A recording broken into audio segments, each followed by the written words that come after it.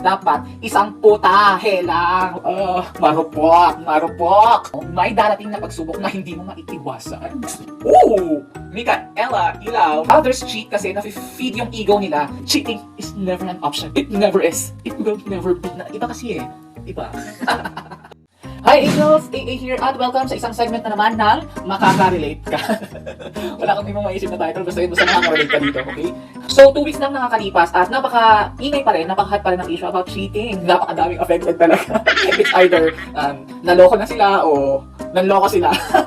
Ano nga ba yung reason? Ano nga ba yung dahilan kung bakit may cheating sa relationship? Dahil dyan, I posted a status on my Facebook para makakuha ng samot-saring mga kuro-kuro, samot-saring mga opinion kung bakit nga ba may cheating sa isang relationship. Kasi I really have no idea, little idea kung bakit nga talaga may cheating sa isang relationship. Kasi I believe na if you really love someone, why cheat? Diba? Pero bago natin simulan, huwag mo kakalimutan mag-subscribe sa channel ko, pinutin mo na yung subscribe button dyan at isama mo na rin yung notification bell para ma-update ka sa mga susunod na videos na i-upload ko, okay? Okay, let's start! So, number 1, okay, itong friend ko, this is my friend from ABS-CBN, Ruru. Kasi ganito yon, masarap kumain ng fried chicken, di ba? Pero fried chicken araw-araw, di ka ba maghahanap ng adobo? Oh, no!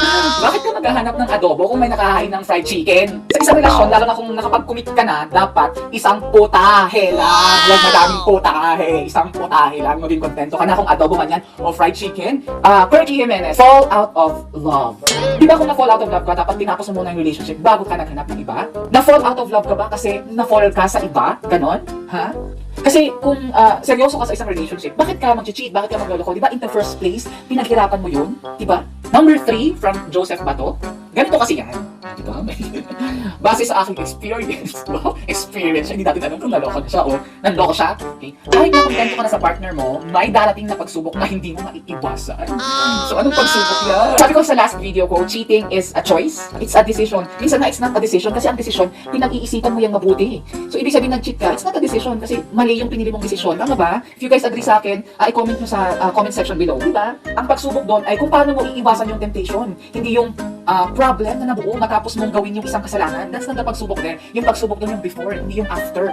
Maybe it's a bigger, diba? Bigger problem, bigger pagsubok. Pero dapat, nung una pa lang, na kaya mo nang iwasan. Bakit mo pa tinuloy? Lalo mong pinalaki yung problema. Lalo mong nilagyan ng gas yung apoy kaya sumabot na ito. Okay, next! Ooh! Ella, ilaw from ABS-CBN TV3. Sabi nila, namamana daw ang pag-cheat. Hindi na, namamana.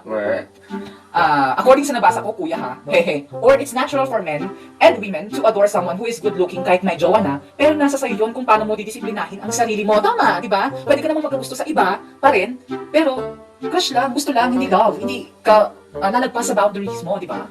So, nag-cheat siya dahil kulang siya sa self-discipline. Okay, I think that's correct. Okay, wala siyang respeto sa partner niya.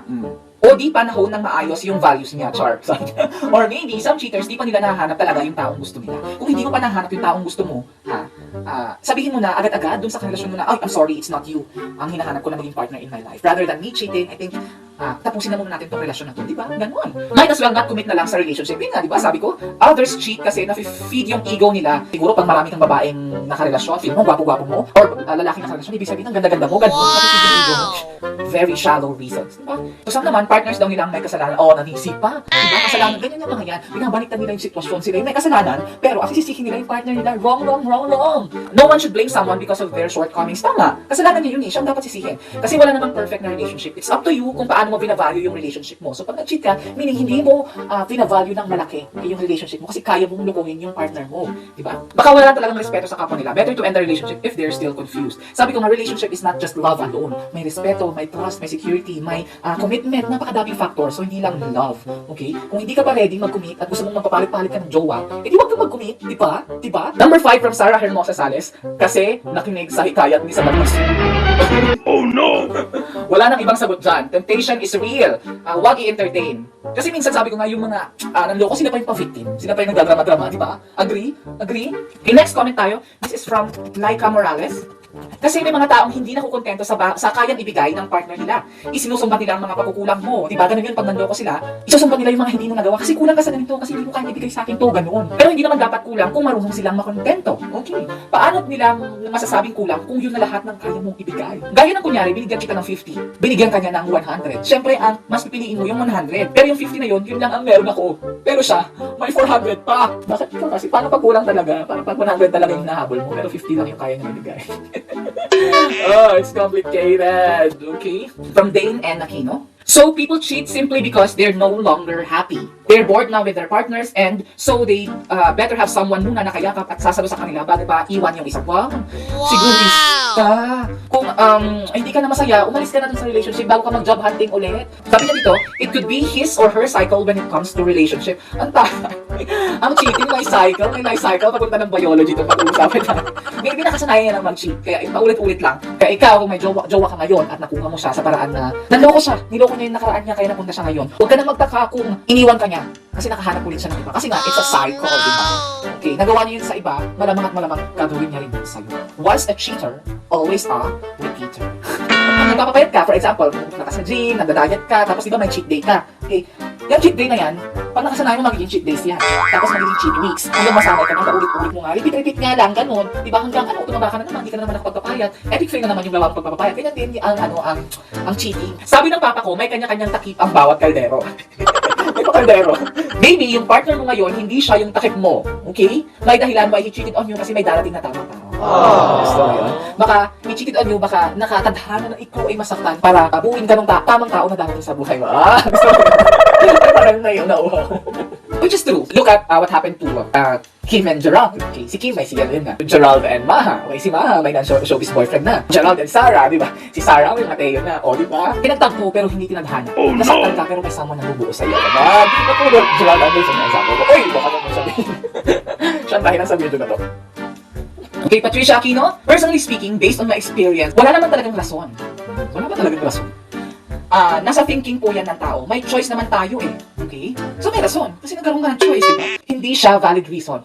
Hindi talaga valid reason ang mag-cheat. If you're not happy, sabi niya, leave. Correct. If you're looking for more than what your partner can offer, leave. Cheating is never an option. It never is. It will never be. Nagkakaroon lang naman ng cheating kasi natatakot silang tapusin yung permanent saya nila sa panandalian lang. Kung natatakot sila pala na tapusin yung permanent, bakit? Diba? You're afraid na mawala yung one true love mo, pero complicated. Pero diba, kung alam mong permanente na, bakit hindi ka na lang humanap ng way para sumaya kayo kaysa hanapin mo sa iba, diba? Even you have all the straws to leave that person, even then, especially then, may cheating kasi may weak na puso. Marupok! Takot silang mag-iwan, pero hindi sila takot manakit. There are things in life that we don't know the reason behind a man's action. I know na walang kahit anong rason na makapag-justify ng cheating, but one thing is for sure, both of the parties are in pain. Maybe yung nanloko, feeling ko guilty siya or nasasaktan siya kasi nakapanakip siya ng iba. I think that's good, di ba? Kung gano'n ang iisipin ng cheat. Pero pag ang cheat siya, tapos wala lang, okay, hiwalay na tayo, di ba? Kagaguhan. The one who was cheated on and the one who cheated are going through the same process. Maybe the same pain, but different process. Kasi iba yung feeling eh. Siguro same yung pain na iba kasi eh. Iba. Cheating is not only hurting the other party, but hurting yourself too. Okay? Masaya sa umpisa, pero pag nag-sink in na sa taong nanloko yung ginawa nila, siya din yung masasaktan in return. So I believe na hindi porket nag-cheat ang isang tao, hindi na niya mahal yung partner niya. Siguro may ibang tao na wala talagang pagmamahal, kaya ginawa nila yun, pero hindi lahat ganon. So hindi naman natin nila lahat. Siguro nga, nagkamali na talaga. Cheating is a mistake ba?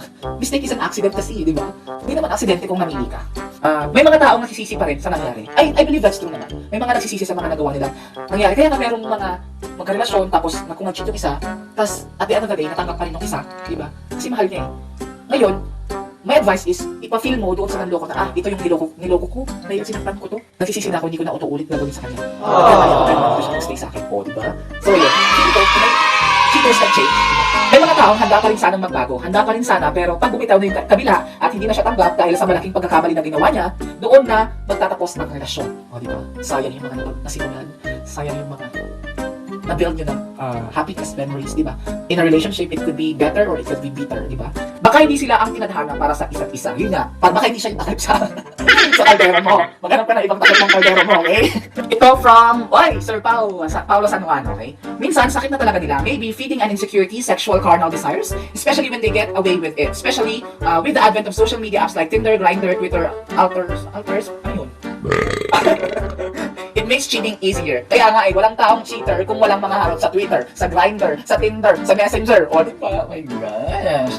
Some are still in love with their partners and they cheat solely for sex. Wrongness. Sexual. Bakit? Ano, curious ka? Hindi mo alam ang experience nun? Ha?